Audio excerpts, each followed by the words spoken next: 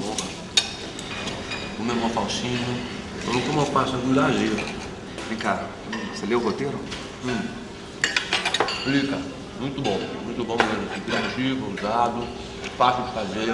Bacana aquela ideia que vocês criaram, assim, de conversar com a câmera. Muito bom. Muito diferencial, né, cara? Muito bom. Poucas locações, poucos personagens. Os personagens, assim, segurando as ações, assim. Perfeito. Ação. Não sei que é ação. É cheio de diálogo. E diálogo também não quer dizer nada. Pra mim é uma ótima ideia com um péssimo desenvolvimento. Eu falo mais.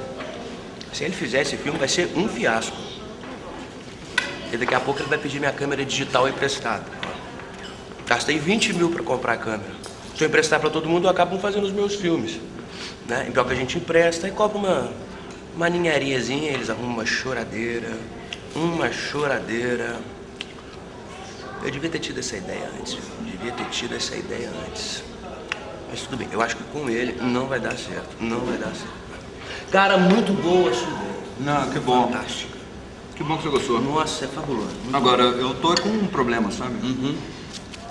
Eu tô sem orçamento nenhum, sabe? Nenhum, sem grana.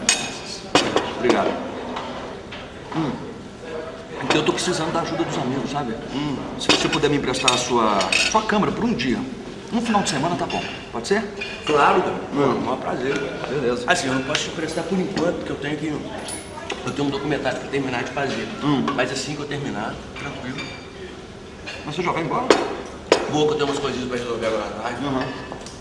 Eu posso ligar? Claro, pô, me liga. Vai ser um prazer. Mas não me liga essa semana não, liga na próxima semana. Tá. Aí a gente vai conversando assim, tá? A gente combina.